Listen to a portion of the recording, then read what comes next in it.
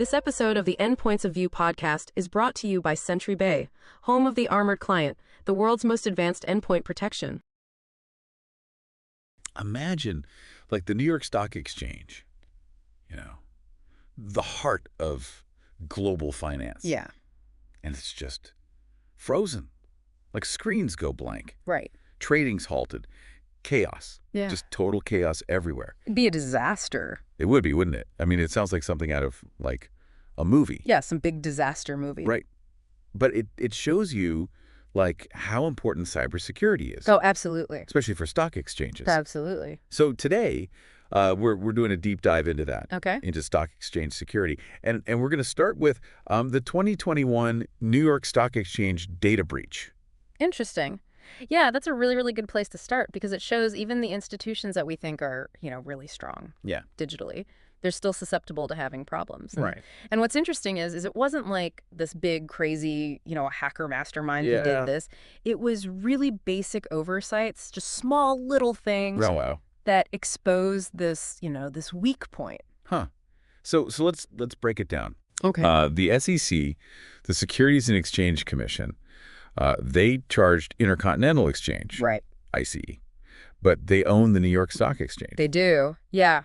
So what did they actually do wrong? So IC, including the NYSE, all the subsidiaries, they violated something called Regulation SCI, which is Systems Compliance and Integrity. Okay. And that is important because that's how we have trust in the markets. It mandates that you report any cyber incident immediately if it could affect the market. It's like the fire alarm for the stock exchange, Okay. but they didn't pull the alarm. Wait, so they knew there was a breach Yeah. and they didn't report it. Mm-hmm. That's wild. I mean, especially given how chaotic it could have been. Yeah, and it gets even more interesting because they didn't report it to the SEC. They didn't even know about it until a third party told them. Oh my gosh. Imagine that. Someone else tells you that you have a problem. Like a neighbor tells you that your roof is leaking? Exactly. So no, it makes you wonder, how good were their security systems if they didn't even know? Yeah, you would think that they would have known. Yeah. So this isn't just one company making a mistake, though, is it? No, not a I mean, if the NYSE can get breached, what about, all the other stock exchanges? You're right. I mean, this wasn't a one-off. This is, there's research from the International Organization of Securities Commissions and the World Federation of Exchanges. Okay. And it shows almost half of all the global stock exchanges have been targeted by cyber attacks. Wow. This is not, a couple of kids in their basement trying to steal a little bit of money. This is big. Yeah. Well-funded. Often it's state-sponsored. Wow. They could be trying to steal information or manipulate the market. Right. Or, just cause problems, disrupt everything. So this deep dive is turning into a black hole. Yeah. How do these exchanges protect themselves from something like that? Well, you're right. You can't just build a wall around Wall Street. The key is, securing the points where digital and physical connect. Okay. The endpoints. Imagine the best, most secure vault in the world. Yeah. But the key to the vault is just sitting there. Oh, okay. And so those keys, the computers, the devices, the traders use, the analysts, all of them. That's the clean keyboard idea, isn't it? Yeah, exactly. Yeah, making sure the devices are actually secure. Mm-hmm. So even if a hacker gets in, they can't do anything. Right. But how do you actually make a clean keyboard? Is it some high-tech keyboard that self-destructs if it's tampered with? I mean, that'd be cool. Right. But no. The clean keyboard is about creating a secure environment for the device. So preventing keylogging, blocking screen capture, and having an isolated browsing environment. Imagine a surgeon. Okay. They operate in the sterile room, right? Right. Yes. Protected from anything that could contaminate and hurt the patient. A clean keyboard is like that. For financial operations, it protects them from malware, keyloggers, all that. So it's more than just having a good password and antivirus. It is, yeah. It's about locking down the entire device. Yeah. So it's essentially impossible to get in. Mm-hmm. But wouldn't that make it really hard to use, though? Yeah, that's true. Imagine trying to trade stocks and you can't even copy and paste something. Right. Right. So that's where solutions like Sentry Bay's Armored Client come in. Exactly. Right. Yeah. And that provides that clean keyboard environment. It does. But it doesn't mess with the workflow. Exactly. Yeah. It's like having a bodyguard. Okay. for your computer. Always there, always protecting, but you don't even notice it. Okay, so that's starting to sound more manageable. Yeah. But still kind of complex. So can you walk me through how this armored client works? Sure. Okay, so think of it like a safe room.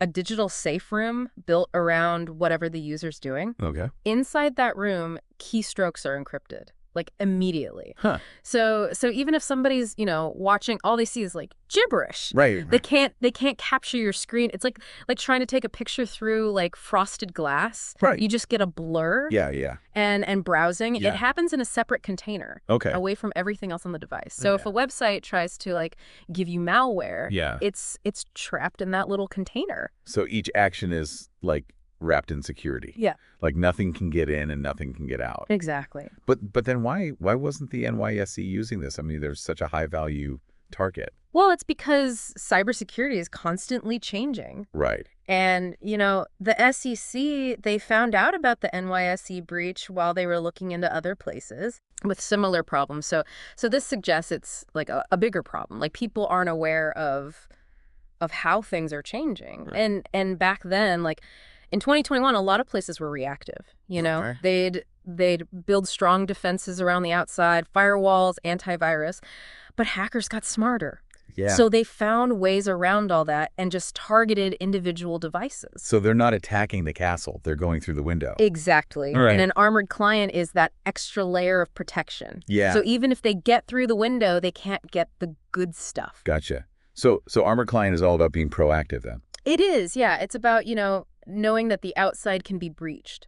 So you have to make the devices themselves stronger. Okay. And accepting that cybersecurity is like a process, not just a one-time thing. Right. Is that dramatic? Or do stock exchanges really need that level of security? We've been talking about threats from the outside. Yeah. What about the inside? Oh, you mean like disgruntled employees? Yeah. Or accidental leaks, or, someone leaves their laptop at Starbucks. Exactly. Yeah, those insider threats, whether they're on purpose or not, they're a big deal, Yeah. especially when you're dealing with financial data. Absolutely. So Armored Client takes care of that too by letting you control exactly what each user can do. So like administrators can, choose what actions they can do, what data they can see, even what devices they can use on the network. So it's like a bouncer for your computer system. Yeah, pretty much. It makes sure only the right people get in and that they don't do anything bad. So you're protecting from both the outside and the inside. Mm-hmm.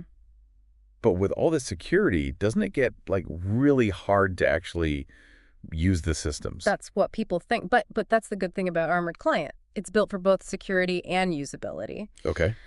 The user doesn't really notice most of it. It all happens in the background. Okay. They can just do their work without all these like annoying security things popping up. It's like a seatbelt. Exactly. You don't even know it's there until you need it. Yep. So let's zoom out a little bit. Okay. But, I mean, the NYSE breach is just one example. Right. What are some of the big cybersecurity trends that stock exchanges need to be aware of? Well, one of the biggest is AI. Okay. Artificial intelligence. And it can be used by both the good guys and the bad guys. Right. So, for example, you could have an AI system that looks through tons of data. Yeah. And it can spot weird patterns and like warn the security team about potential threats. So it's like a digital detective. Exactly. It sniffs out the bad stuff before it can do any harm. Yeah, that's awesome. Yeah. But like I said, AI can also be used for bad things. Right. Hackers are using AI to automate attacks. Mm-hmm. Or make really convincing phishing emails, or even write malware that can change and avoid being detected. So it's an arms race then. It is. It's a constant back and forth, Yeah. and the stakes are just getting higher and higher. What about regulations? I mean, you talked about regulation SCI. Mm-hmm. Is that enough, or do we need like stricter rules to make companies take cybersecurity seriously? Yeah, that's a big question, and people disagree on it. Right. Some people think we need, stricter regulations just to set a minimum standard and make sure companies are actually doing what they should. But others think that if you have too many rules, it stifles innovation. So it's finding that balance between security and letting the financial sector be dynamic. Right. But you mentioned earlier that the clean keyboard idea is like changing. Yeah, it is. It's moving beyond just like physical devices. It is. Can you talk about that a little bit? Sure.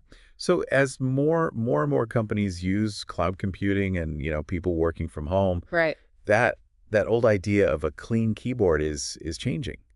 And now we're seeing virtual clean keyboard environments. Okay. So it's like a safe bubble in the cloud where, important stuff can happen without risk, even if the user's device or even the cloud itself is compromised. So a clean keyboard in the cloud. Yeah. I mean, it's not like you can clean a server. Right. It's a totally different approach.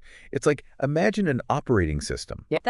That's really secure inside another operating system, all running in the cloud. Yeah. And that virtual clean keyboard environment, it's like a shield. Yeah. It protects things from anything that could be lurking on the user's device or in the cloud itself. So it's like this portable, safe workspace. Exactly. That you can get to from anywhere as long as you have internet. Yep, that's it. That's really cool. Yeah. This has been a really eye-opening deep dive. Yeah. We've talked about how a small mistake can lead to a huge breach. Right. We talked about endpoint security being so important today. Absolutely. And how this clean keyboard idea is changing. Yeah. But what's the big takeaway for our listeners? I think the big takeaway is that cybersecurity isn't just for the IT people anymore. Right. In a world where everything is digital, cybersecurity is part of managing risk for any business. Yeah. It doesn't matter if you're a huge company or just starting out. Right. Protecting your digital stuff is the most important thing.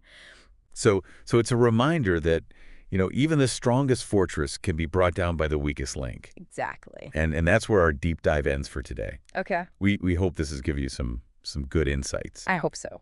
And made you want to learn more about cybersecurity because it's always changing. Yeah. Until next time, stay curious, stay informed, and most importantly, stay secure.